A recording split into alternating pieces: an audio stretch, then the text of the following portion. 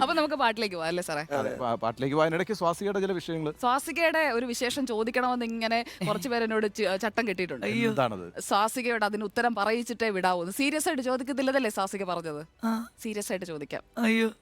ചോദിക്കട്ടെ? ഉം. അതായതേ ആ തൊഴുത്ത് കത്തി എന്നൊക്കെ പറഞ്ഞത് ശരിക്കും ഉള്ളതാണോ? ഞാൻ ഇവിടെ വന്നപ്പോ തന്നെ വിചാരിച്ചു എപ്പോഴാണ് തൊഴുത്ത് കത്തുന്ന ചോദ്യം വരിക. തൊഴുത്ത് കത്തി കടിച്ച പാമ്പിനെ കൊണ്ട് വിഷം ഇറക്കിപ്പിച്ച അമ്മയുടെ അമ്മാവൻ അല്ലേ? അല്ലല്ല, മുത്തശ്ശൻ, അമ്മയുടെ മുത്തശ്ശൻ. അമ്മയുടെ മുത്തശ്ശൻ. അത് അമ്മയുടെ മുത്തശ്ശന്റെ കാര്യങ്ങളൊക്കെ കീഴിലും വന്നു കഴിഞ്ഞാൽ, നാട്ടിൽ വന്നു കഴിഞ്ഞാൽ ഇപ്പോഴും 80-90 വയസ്സായ ആൾക്കാർ ഉണ്ടെങ്കിൽ അവരിപ്പോഴും പറയും എൻ്റെ അമ്മൂമ്മ ജീവിച്ചിരിക്കുന്നുണ്ട്. അപ്പോൾ അമ്മൂമ്മ പറഞ്ഞ കഥകളാണ് ഇതൊക്കെ, അമ്മൂമ്മ കണ്ട കാര്യങ്ങളാണ് ഇതൊക്കെ. ഈ തൊഴുത്ത് കത്താന്ന് പറഞ്ഞാൽ തൊഴുത്ത് അങ്ങനെ നിന്ന് കത്താന്നല്ല, നമ്മളിങ്ങനെ ഓരോന്ന് ചെയ്യുമ്പോൾ ആ തൊഴുത്തിൽ നമ്മൾ അവിടെ കത്തേണ്ട ഒരു ആവശ്യമില്ല, പക്ഷെ അത് കത്തുകയാണ്. അതിൻ്റെ ഒരു സംഭവങ്ങളൊക്കെ അങ്ങനെ കത്തി എന്തെങ്കിലും അപശകുനം പോലെ ഒരു സംഭവം വരികയാണ്. അല്ലെങ്കിൽ ആ സമയത്ത് പനിയില്ലാത്ത ആളുകൾക്ക്, വീട്ടിലുള്ള ആളുകൾക്ക് ഒരു പനി വരിക, എന്താ പറയുക, അടുത്ത അങ്ങനത്തെ നമ്മുടെ മൃഗങ്ങൾക്ക് അല്ലെങ്കിൽ നമുക്കൊക്കെ പെട്ടെന്ന് അതിൻ്റെ ഒരു ഇത് വരിക എന്നുള്ളതാണ് ഈ പാമ്പിൻ്റെ വിഷം ചികിത്സ ചെയ്യുമ്പോൾ അങ്ങനെയാണ് സംഭവിക്കുന്നത്. ഈ വിഷഹാരികൾ എന്നൊക്കെ പറയുന്നത് നമ്മുടെ നാട്ടിലൊക്കെ, എന്റെ പത്തനംതിട്ടയിൽ ആ ഭാഗത്തൊക്കെ ഉണ്ട് കേട്ടോ ഈ വിഷഹാരികൾ എന്ന് പറയുന്നത്. അതായത് കടിച്ച പാമ്പ്, സാറിനെ ഇപ്പൊ ഒരു പാമ്പ് കടിച്ചെന്ന് വെക്കുക, ശരിക്കുള്ള പാമ്പ്, മറ്റേ പാമ്പല്ല, ശരിക്കുള്ള പാമ്പ്. പാമ്പിനെ കൊണ്ട് ആ പാമ്പിനെ കൊണ്ട് തന്നെ വിഷം ഇറക്കിക്കും. ആ മുറിവ് വന്ന് അതിൽ നിന്ന് ഈ പാമ്പ് ആ പാമ്പ് അത് വിഷം തിരിച്ചു വലിച്ചെടുക്കുകയാണോ? അങ്ങനെ ആയിരിക്കില്ല, മേ ബി പാമ്പ് ഒരു കാര്യം. സ്വാസികയുടെ മുത്തച്ഛൻ, അമ്മയുടെ മുത്തച്ഛൻ വിഷവൈദ്യനായിരുന്നു, നീലകണ്ഠൻ കർത്താവ് എന്നാണ്. അപ്പൊ അന്ന് അമ്മുമ്മയൊക്കെ പറഞ്ഞു കേട്ടിട്ടുണ്ടെന്ന് പറയുന്നു സ്വാസിക. അതായത് കൊത്തിയ പാമ്പ് വന്ന് അത് വിഷമിറക്കി പോകുന്നത് കണ്ടിട്ടുണ്ടെന്ന് പറഞ്ഞു. അത് സ്വാസിക പറഞ്ഞു അങ്ങനെ ഒരു സംഭവം. അത് ഭയങ്കര വൈറലായി. വിവേകാനന്ദൻ വൈറലായി. അങ്ങനെ സംഭവിക്കില്ല എന്നുള്ളത് പറയണം. അപ്പം ഞാൻ പോകുന്നത് സംഭവിക്കില്ലല്ലോ. അതെ, കേട്ടിട്ടില്ലേ? ഞാൻ കേട്ടിട്ടുണ്ട് സത്യത്തില്.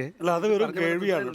നമ്മളൊരു ടെലിവിഷൻ ചാനലിൽ ഇരിക്കുകയാണ്, അത് അന്ധവിശ്വാസമാണ്. അങ്ങനെ ഒരു പാമ്പ് വന്ന് തിരിച്ച് വന്ന് വിഷം, ഒന്നും പാമ്പിന് ബുദ്ധിയില്ലാത്ത ഒരു ജീവിയാണത്. അല്ല സർ, അതെല്ലാം ഓക്കെയാണ്. പക്ഷേ ഞാൻ പറഞ്ഞല്ലോ, നമ്മൾ ചില കാര്യങ്ങൾ കാണുമ്പോൾ അത് ശാസ്ത്രവും അല്ലെങ്കിൽ സയന്റിഫിക് ആയിട്ട് അത് റിലേറ്റ് ചെയ്ത് ചിലപ്പം അതിൽ പല മിസ്റ്റേക്സും ഉണ്ടാവും. പക്ഷെ ചില കാര്യങ്ങൾ നമ്മൾ നമ്മുടെ നേരിൽ കാണുമ്പോൾ, ഇപ്പോഴും ഈ സർപ്പക്കാവിലൊക്കെ നമ്മൾ പോകുമ്പോൾ, അല്ലെങ്കിൽ എങ്ങനെയാണ് കറക്റ്റായിട്ട് ആ ആയില്യം പൂജ കഴിയുമ്പോൾ ബുദ്ധിയില്ലാത്ത, ചെവി കേൾക്കാത്ത പാമ്പ് കറക്റ്റായിട്ട് ആ പൂജ കഴിയുന്ന സമയം, എന്നാൽ മുന്നേ വരാം അല്ലെങ്കിൽ പിന്നെ എപ്പോഴെങ്കിലും വരാം, കറക്റ്റ് ആ പൂജ കഴിയുന്ന സമയത്ത് എങ്ങനെ പാമ്പ് വന്ന് വിളക്കിന് ചുറ്റും ഇങ്ങനെ നിൽക്കുന്നു.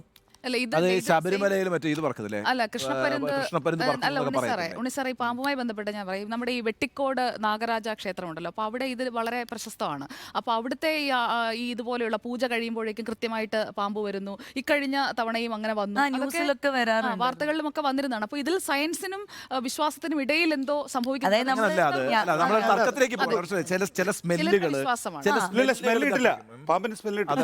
കൃഷ്ണപ്പരുന്തിന്റെ കാര്യമാണ് ഈ കൃഷ്ണപ്പരുന്ത് വരുന്നു എന്നൊക്കെ പറയുന്നത്. ചില പ്രത്യേക തരത്തിലുള്ള കർപ്പൂരം, പാമ്പിനൊന്നും കിട്ടില്ല എന്നാണ് സയന്റിഫിക്കലി എല്ലാരും പറയുന്നത്. പക്ഷെ പാമ്പ് കറക്റ്റ് ആയിട്ട് പാമ്പിന് കിട്ടുന്ന ശബ്ദം എന്ന് പറയുന്നത് നമ്മുടെ വൈബ്രേഷൻ. പാമ്പുമായിട്ട് ബന്ധപ്പെട്ട് എനിക്കൊന്നും പറയാനുണ്ട്. ഈ പാമ്പുമായിട്ട് പ്രസിദ്ധമായിട്ടുള്ള ഒരു പാട്ടുണ്ട്, അത് ഗംഭീരമായിട്ടുള്ള പാട്ടുകൾ വളരെ മനോഹരമാണ്. ആടുപാമ്പ്.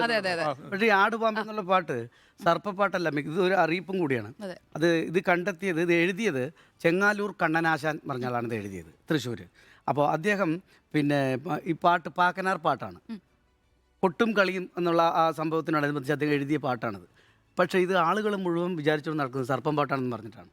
പക്ഷെ ഞങ്ങൾ നാടൻ പാട്ടുകാരൊക്കെ മിക്കവാറും ഈ ആ പാമ്പ് എന്നുള്ള ഭാഗത്തിൽ ഈ ആടുപാമ്പേ ആടുപാമ്പേ ആടാടുപാമ്പേ ആടാടുപാമ്പേ ആടുപാമ്പേ ആടാടുപാമ്പേ കാവിലിളം പാമ്പേ ഇങ്ങനെ പാടാറുണ്ട്. ഇത് കണ്ടെത്തിയത് കരിന്തലക്കൂട്ടം എന്നൊരു നാടൻപാട്ട സംഘത്തിലെ ബിജീഷ് ലാലാണ് ഈ പാട്ട് കണ്ടെത്തിയത്. കണ്ടെത്തിയ ആളുകളുടെ പേരും കൂടെ പറയേണ്ടതുണ്ട്, അതൊരു പാട്ട് മര്യാദയാണ്. അപ്പോൾ ഇദ്ദേഹം പറഞ്ഞത് പാക്കനാർ പാട്ടാണ്, സർപ്പം പാട്ടല്ല എന്നാണ്. ഈ പാട്ട് പക്ഷേ ഞങ്ങൾ പല സ്ഥലങ്ങളിലും പാടിയിട്ടുണ്ട്. അവിടെ ഈ പാമ്പ് പോലെയൊക്കെ എഴഞ്ഞു വന്ന് പിന്നെ ഭയങ്കരമായിട്ട് ഈ പാട്ട് കഴിയുന്നവരെ ഭയങ്കര ആട്ടമൊക്കെ ആയി. അത് കുറച്ച് വർഷം മുമ്പ് കണിയാപുരത്തുള്ള സ്ഥലത്ത് ഒരു ക്ഷേത്രത്തിൽ പരിപാടി നടത്തുമ്പോൾ ഇങ്ങനെ ഇഴഞ്ഞൊക്കെ പോയി വേലിയൊക്കെ ചാടി വന്ന് അങ്ങനെയൊക്കെ ചെയ്ത ആളുകൾ 50 രൂപയുടെ CD ആക്കി അന്ന് വിറ്റിട്ടുണ്ട്. എന്നോട് പറഞ്ഞിട്ടുള്ളത്. അതെ, ഇപ്പൊ എന്റെ അമ്മൂമ്മ ഈ ന്യൂസൊക്കെ ഇങ്ങനെയൊക്കെ ട്രോളൊക്കെ കണ്ടപ്പോൾ എന്റെ അച്ഛനെ കുറിച്ചിട്ട് ഒന്നും അറിയാത്ത ഇവർക്കൊക്കെ പറയാൻ എന്താ, ഞങ്ങൾ കണ്ടതാണ്, ഞങ്ങൾ അതാണ്, വേറെ കുറെ കഥകളുണ്ട് അമ്മൂമ്മ പറഞ്ഞത്. അതൊക്കെ പറഞ്ഞാൽ എന്നെ ആൾക്കാർ കൊല്ലും, അതുകൊണ്ട് ഞാൻ പറയുന്നില്ല. നിങ്ങൾക്ക് ഓർമ്മയുണ്ടോ, നിങ്ങളൊക്കെ കണ്ടാണ്, കണ്ടിട്ടുണ്ടെന്ന് പറഞ്ഞിട്ട് ആനിമേഷൻ ഉണ്ടായിരുന്നു.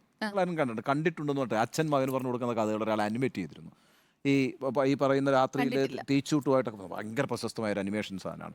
ഇടക്കാലത്ത് വലിയ ചർച്ചയായിരുന്നു. അത് കണ്ടിട്ടുണ്ട് എന്നാണ്. അത് നിങ്ങൾ വേണമെങ്കിൽ കാണാം. കണ്ടിട്ട് കാണാം. കാണിച്ചു നോക്കിയാൽ മതി. യൂട്യൂബിൽ യൂട്യൂബിലുണ്ട് അത്. search ചെയ്താൽ. വലിയ സോഷ്യൽ മീഡിയയിലൊക്കെ വലിയ ചർച്ചയായതാണ്. എങ്ങനെ അത് മിസ് ചെയ്തെന്ന് അറിയത്തില്ല സുജി. നോക്കി ഇങ്ങനെയുള്ള സ്വാസിക പറഞ്ഞതിനെ ഖണ്ഡിക്കുകയല്ല, പക്ഷേ ഒരുപാട് കഥകൾ ഇപ്പം നമ്മുടെ നാട്ടിൻ്റെ കഥകളൊക്കെ വായിച്ചു കഴിഞ്ഞാൽ ഒരുപാട് കാര്യങ്ങൾ ഇപ്പം നമ്മുടെ നാട്ടിലെ തെയ്യത്തിനൊക്കെ ഓരോ കഥകളുണ്ട് അല്ലേ. അത് നമ്മളിപ്പോഴും വിശ്വസിച്ചിട്ടാണല്ലോ തെയ്യത്തിനെ തൊഴുന്നതും തെയ്യത്തിൻ്റെ തെയ്യം എന്ന് പറയുന്ന ഒരു കലാരൂപത്തിനൊപ്പം നിൽക്കുകയും ചെയ്തു. അതൊരു വിശ്വാസമാണ് അല്ലേ. അതിനപ്പുറത്തേക്ക് അതാ ഞാനും ഇപ്പൊ അങ്ങനെ ഞാൻ എവിടെയും ഇന്റർവ്യൂവിൽ ഇരുന്നിട്ട് ഇതാണ് സത്യം, ഇത് മാത്രം നിങ്ങൾ വിശ്വസിക്കണമെന്ന് പറഞ്ഞില്ല. ഞാൻ പറഞ്ഞത് ഇങ്ങനെ ഒരു കാര്യങ്ങളൊക്കെ എൻ്റെ അമ്മൂമ്മ പറഞ്ഞത് എനിക്കത് വിശ്വസിക്കാൻ ഇഷ്ടമാണ്. സയൻസിൽ കൂടുതൽ ഫോക്കസ് ചെയ്യാതെ ആ വിശ്വാസങ്ങൾ കേൾക്കാനും വിശ്വസിക്കാനും എനിക്ക് ഇഷ്ടമാണ്. നമ്മുടെ ചിന്തകൾക്കും ബുദ്ധിക്കും അപ്പുറം ചില സത്യങ്ങൾ ഈ ലോകത്തുണ്ടെന്ന് വിശ്വസിക്കുന്ന ഒരു ഫാമിലി.